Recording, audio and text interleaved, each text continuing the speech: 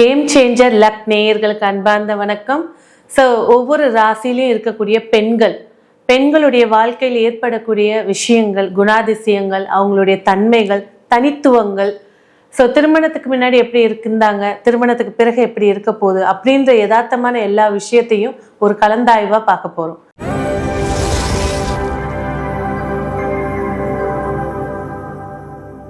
கன்னிராசி.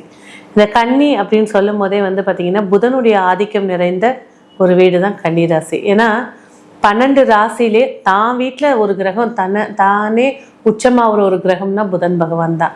தன்னுடைய முடிவு கட்டமாக நான் எடுத்துட்டா அவ்வளோதான், என் முடிவை நானே மாற்றிக்க மாட்டேன் அப்படின்னு சொல்லி ஸ்ட்ராங்காக இருக்கக்கூடியவங்க இந்த கன்னிராசி. இந்த கன்னிராசி பார்த்தீங்கன்னாக்கா புதன் பகவான் அப்படின்னு இருக்கும்போது அவர் நீச்சம் ஆகுறது 7ஆம் இடத்துல. இவங்களோட முக்கால்வாசி வாழ்க்கையில இல்லற வாழ்க்கை இவங்க எதிர்பார்த்தது மைனஸ் தான் அதிகமா இருக்கும்.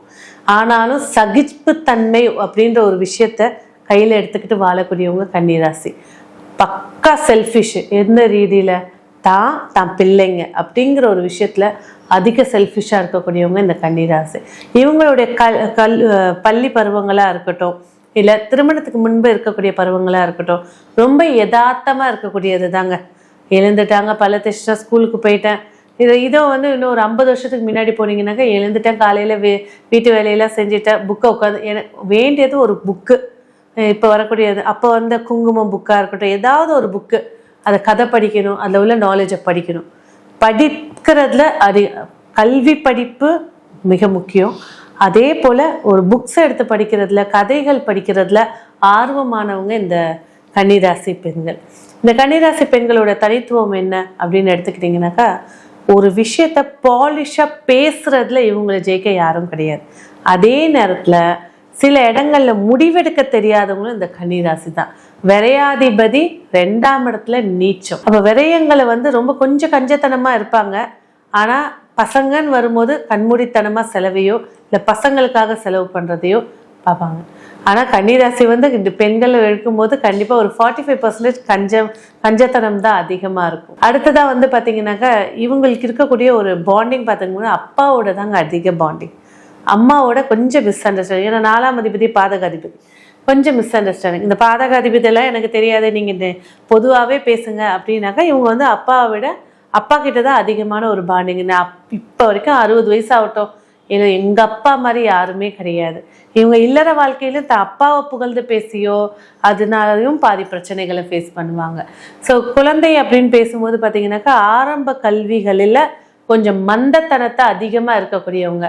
இல்லைங்க, ஸ்கூல் காலத்தில் படிக்கவே படிக்காது இந்த பொண்ணு, கொஞ்சம் மந்தம். ஆனால் காலேஜ் போனதுக்கப்புறம் நல்லா படிச்சிச்சு, இந்த 10th தாண்டானே படிக்க ஆரம்பிச்சுட்டா, சூப்பராக வந்துட்டா அப்படின்னு எடுப்பாங்க.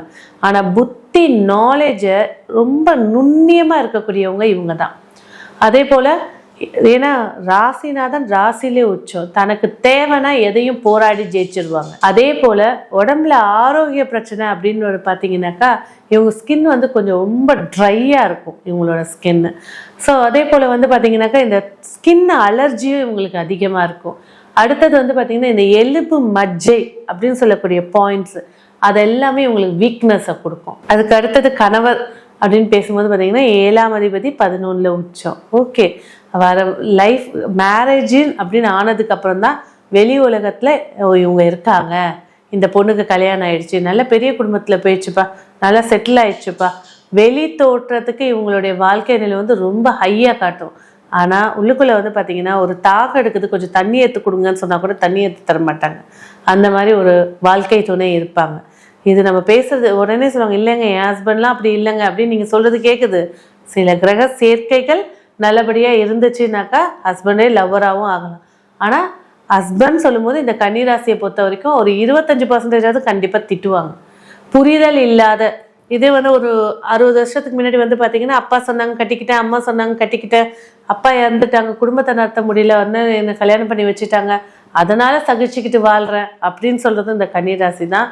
ஒரு கட்டத்துக்கு மேலே காதலிச்சு காதல் தோல்வியை சந்தித்ததும் இந்த ஏன்னா 5ஆம் அதிபதி 6ஆம் பாவம் 5, 6 தொடர்பு. இவங்களுக்கு காதல் திருமணம் அப்படிங்கிறது கன்னிராசிக்கு செட் ஆகாது. ஃபர்ஸ்ட் விஷயம். ஸோ செட் ஆனாலும் ஒன்னா ஒரு வீட்டில் வாழ முடியாது. வெளிநாட்டு உத்தியோகமோ இல்லைன்னா ரொம்ப நாள் பிரிஞ்சு இருக்கிறதோ அப்படிதான் இருக்கும். ஸோ இந்த இடத்துல எப்படி பேசலாம்? 12ஆம் அதிபதி 2ல் நீச்சம். அப்போ என்ன, படுக்கை சுகம் இவங்களுக்கு ரொம்ப கம்மி. இவங்களுடைய தாம்பத்திய காலத்தை எண்ணிடலாம், அவ்வளோதான். அடுத்ததாக வந்து பார்த்தீங்கன்னா இந்த ஆரோக்கியம் பேசும்போது நம்ம என்ன சொன்னோம், 8ஆம் அதிபதி 3 கூடியவன் 8 இஎன்டி தொந்தரவுகள், உடம்புல வந்து கட்டிகள் உருவாகிறது. இவங்க பரம்பரையில் கண்டிப்பாக ஒரு கேன்சர் இருக்குது அப்படின்னா இவங்களோட உடம்புல அந்த பாயிண்ட் இருக்கும். சில கிரக சேர்க்கைகள் இருந்துச்சுன்னா இவங்களுக்கு அடுத்து வரவும் வாய்ப்பு இருக்கும். அதாவது 6ஆம் பாவம் புதன் அப்படின்னு எடுக்கும்போது பார்த்தீங்கன்னாக்கா இவங்களுக்கு 6ஆம் பாவத்தில் ராகுவோட நட்சத்திரம் இருக்குது. அதாவது ஜெனட்டிக்கான ஒரு ப்ராப்ளம். இவங்களோட உடம்ப வளைவுலையோ இல்லை உடம்பு அசைவுலையோ உங்கள் தாத்தா மாதிரி இருக்கா, அப்பா மாதிரி இருக்கா அப்படின்னு ஒரு அசைவு ஒரு விஷயம் இவங்க உடம்புல ஒரு பாயிண்ட்டை சுட்டி காட்டும். ஒரு சிலருக்கு காலு கொஞ்சம் பெண்ட், நார்மல் ஹைட்டில் இருப்பாங்க ஆனால் கொஞ்சம் பெண்டாக இருக்கும். ரொம்ப தூரம் நடந்ததுக்கு அப்புறம் கொஞ்சம் தாங்கி நடப்பாங்க. அந்த மாதிரி ஒரு சின்ன ஆக்டிவிட்டீஸில் இவங்களோட இது தெரியும். அதே போல் எந்த ஒரு இடத்துலையும் நாலேஜபிளான ஒரு பர்சனாக இருப்பாங்க. மாமியார் சொல்லும்போது பார்த்தீங்கன்னாக்கா ஒத்து போயிடுவாங்க. மாமியார் என்ன கற்று என்ன வேணால் பேச, காது கொடுத்து இந்த காதுக்கு அந்த காதுக்கு தெரியாத மாதிரி இருப்பாங்க. ஆனால் நிறைய அவமானங்களை சந்திச்சதும் மாமியார்களால் தான் இருப்பாங்க. ஸோ ஒரு வீட்டை வந்து எப்படி மெயின்டைன் பண்ணும் அப்படிங்கிறது ரொம்ப இவங்களுக்கு வந்து கமிட்மெண்ட் தான் முக்கியம். இந்த கன்னிராசி பெண்களுக்கு இதான் பொறுப்பு, இதை நீ தான் பார்த்துக்கணும் அப்படின்னா அந்த வேலையில் பர்ஃபெக்டாக இருப்பாங்க. சிலர் காலேஜில் ப்ரொஃபஸராகவும் இருப்பாங்க, டீச்சிங்கில் வெளுத்து வாங்கிட்டு இருப்பாங்க. ஒரு சிலர் இந்த குழந்தை பிறப்புக்கான மருத்துவராக இருப்பாங்க. இந்த விஷயத்துலலாம் இவங்க வந்து அதிகமாக பேர் புகழ் பெற்றவங்களா இருப்பாங்க. ஆனால் திருமணத்துக்கு வாழ்க்கையில் இவங்களை பொறுத்த வரைக்கும் 25% 0 தான். 75% உங்களோட ஜாதக அமைப்பு படி வேணால் அமைஞ்சிருக்கும். சரி, சொந்த தொழில் செய்யணுன்ட்டு அதிக ஏமாற்றத்தை சந்தித்தவங்க இவங்க தான். நான் இன்வெஸ்ட் பண்ணி பணத்தை போட்டு ஏமாந்து வீட்டில் இருப்பாங்க. ஒரு முறுக்கு போட்டு விற்கலாம், இந்த வடவும் போட்டு விற்கலாம், இல்லை நான் ஒரு வேலையில் இருக்கேன் சைடில் இந்த ஒரு பிஸ்னஸை செய்யலாம், அது பாட்டி வந்துட்டுருக்கோம்ல அப்படின்னு சொல்லி நம்பி போட்டு ஏமாறுறது. அப்போ இந்த கன்னிராசி அப்படின்னு பேசும்போது தன்னை புதுப்பித்து கொள்வதில் அதிக ஆர்வம் மிக்கவர்கள், ஆனால் தன்னோட ஆரோக்கியம் சார்ந்த விஷயத்தில் கேர்லெஸ்ஸாக இருக்கக்கூடியவங்க. ஸோ குடும்பம் அப்படின்னு பேசும்போது பார்த்தீங்கன்னா குடும்ப நபர்கள் அப்படின்னு பேசும்போது இவங்களோட ஈர்ப்பில் தான் எல்லாம் ஒன்றா இருப்பாங்க. ஆனால் ஒருத்தருக்கு ஒருத்தர் கம்யூனிகேஷன் ரொம்ப கம்மியாக இருக்கும். குழந்தைகள் மேலே அதிக பாசத்தை கொண்டவங்க. ஸோ இந்த மாதிரி விஷயங்கள் பேசும்போது இவங்க சிறப்புகள் நிறைய ஏற்படுத்தி கொடுக்கும். அதே போல் வாழ்க்கையோட கடைசி கட்டம் அப்படின்னு பார்க்கும்போது உடலில் வந்து எனர்ஜி குறையுதல், அடுத்து இம்யூனிட்டி குறையுதல், இல்லைன்னா ஏதாவது ஒரு மேஜரான ஒரு நோயோடு இருக்கிறது. இந்த கன்னிராசி பெண்கள் இப்போ கூட இருக்காங்க, கன்னிராசியில் இருக்காங்க, 60 வயசில் இருக்காங்க அப்படின்னா இவங்களுக்கு ஒரு பென்ஷன் வருது, எது வந்தாலும் ஒரு தொகை மருத்துவத்துக்கு போய் தான் ஆகும். அந்த மாதிரியான ஒரு விஷயத்தை பார்ப்பாங்க. மேலும் இந்த கன்னிராசி பெண்கள் அப்படின்னு சொல்லும்போது வழிபாடுகள் அப்படின்னு எடுத்துக்கும் போது பார்த்தீங்கன்னாக்கா கன்னி தெய்வங்களை வழிபாடு பண்ணலாம்.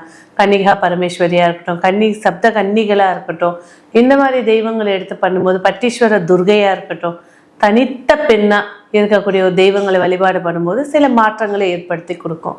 ஸோ மேலும் வந்து இந்த கன்னிராசியில் இருக்கக்கூடியவங்க உங்கள் ஜாதகத்தை சுயமாக ஆலோசனை பண்ணி பார்க்கணும், சில விஷயங்கள் தெளிவு பெறணும் அப்படின்னாக்கா எங்ககிட்ட நீங்கள் அணுகலாம். நன்றி.